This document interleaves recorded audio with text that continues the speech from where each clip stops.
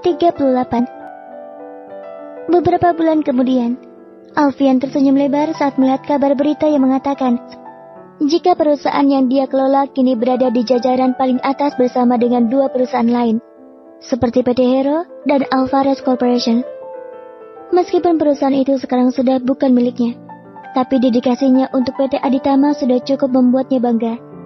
Kesuksesan besar itu menjadi pembicara seluruh orang di dunia. Banyak investor asing yang ingin melakukan kerjasama dengan PT Aditama. Selamat atas kesuksesan Anda, Tuan Alfian. Ternyata meskipun dulu sempat pailit, tapi ternyata Anda bisa membawa PT Aditama menjadi jaya kembali, ujar salah satu host di acara televisi. Alfian tersenyum. Ini semua berkat bantuan Nona Cassandra Judith. Jika tidak ada beliau, bisa dipastikan PT Aditama sudah terpuruk dan bangkrut. Benar, Nona Cassandra benar-benar berbudi luhur. Bahkan beliau sukses membuat PT Hero dan PT Aditama berjaya. Selamat. Alfian masih setia melihat tayangan di televisi itu. Dia benar-benar bersyukur dengan kehidupannya sekarang. Ternyata, Cassandra benar, jika dia bisa diandalkan. Kemarin dia dan sang istri sudah bertemu dengan Cassandra di acara makan malam yang diperuntukkan khusus oleh Alfian.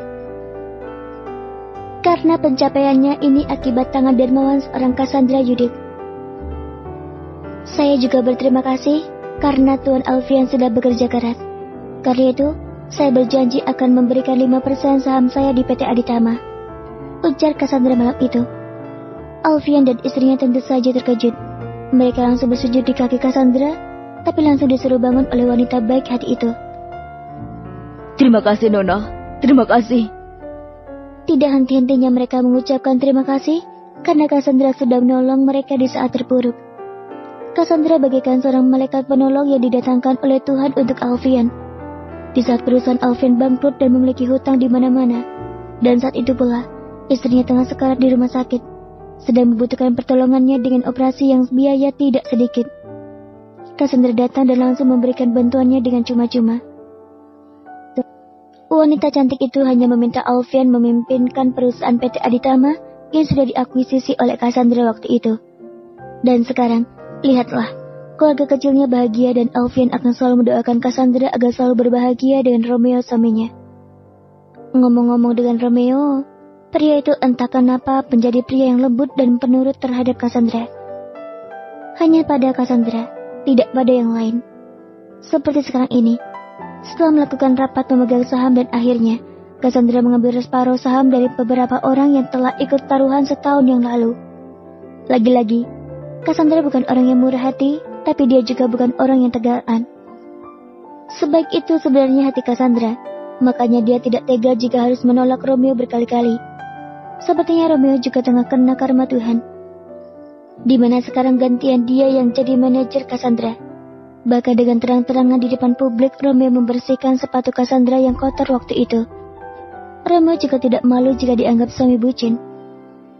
Karena kenyataannya Tuhan memang membolak-balikan hatinya dan takdirnya. Romeo ikhlas-ikhlas saja jadi bahan pembicaraan orang banyak jika dia seperti orang bodoh yang mengejar cinta Cassandra. Asalkan istrinya itu tidak pergi meninggalkan dirinya, itu saja. Romeo sudah cukup bahagia bisa melihat wajah sang istri setiap bangun tidurnya. Meskipun Cassandra masih membatasi diri karena belum bisa memberikan haknya sebagai seorang istri, Romeo tidak apa. Dia tidak akan memaksa dan akan membuat Cassandra memberikannya dengan ikhlas tanpa paksaan.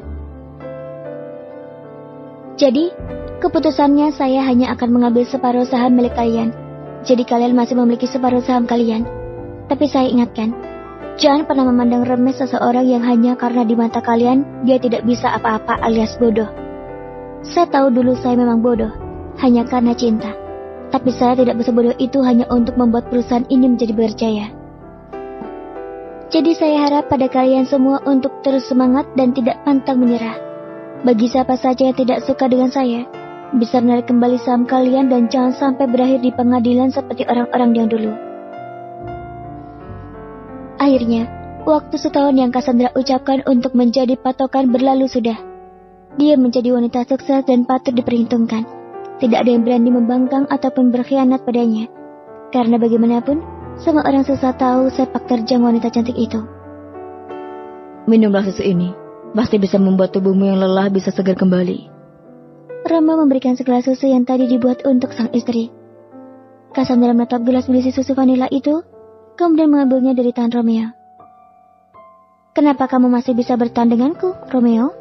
tanya Cassandra setelah menghabiskan susunya. Romeo mengambil kembali gelas itu dan dibawa ke dapur, melekatkan ke wastafel, kemudian dia mencuci tangannya. Biar gelas kotor itu nanti dicuci oleh pelayannya. Romeo kembali pada sang istri yang masih setia duduk di sofa, menghadap jendela kaca yang begitu besar. Cassandra bisa melihat pemandangan luar sana dari tempatnya duduk. Ada beberapa macam bunga yang ada di halaman belakang. Bukan Cassandra yang menanamnya, tapi Romeo. "Cassie, apakah kamu masih belum bisa menerimaku?" tanya Romeo yang sudah duduk di sampingnya. Cassandra menoleh, menatap menarik Romeo yang selalu bisa menghipnotisnya. Dulu hingga sekarang. Bohong rasanya jika Cassandra benar-benar menghilangkan perasaan cintanya untuk pria di hadapannya ini. Karena pada dasarnya, nama Romeo sudah terpatri di hatinya. Cassandra juga tahu jika suaminya ini banyak berubah. Romeo benar-benar membuktikan ucapannya yang akan mencintai Cassandra. Tapi sekarang keputusannya hanya ada dalam dirinya. Sang ayah sudah sering kali menanyakan kapan cucunya lahir. Padahal dia sudah semakin tua. Lalu apakah Cassandra akan bisa melupakan sikap Romeo di kehidupan yang lalu? Bahkan Dava pernah mengatakan pada Cassandra, jika apa yang dipikirkannya tentang Romeo selama ini adalah salah. Dia tidak patut membenci Romeo hanya karena di dalam mimpinya Romeo tega membunuhnya. Karena semua itu hanya ada di dalam pikiran Cassandra, tidak terjadi di kehidupan nyata. Iya, Cassandra dan Dava akhirnya berteman baik, meskipun kadang Romeo dengan jelas menampakkan kecemburuannya. Tapi dengan Dava, Cassandra bisa menceritakan semua beban hidupnya, bahkan cerita di kehidupan yang lalu. Lalu apakah sekarang saat ini dia mulai menerima Romeo kembali? Karena memang sejatinya laki-laki itu tidak bersalah. "Romeo, aku bersedia memberikan hakku malam ini." Tentu saja hal itu membuat Romeo terkejut. Sungguh, dirinya tidak menyangka jika doanya dikabulkan oleh Tuhan. Cassandra mau menyerahkannya dirinya sendiri dengan ikhlas tanpa paksaan. Bersambung.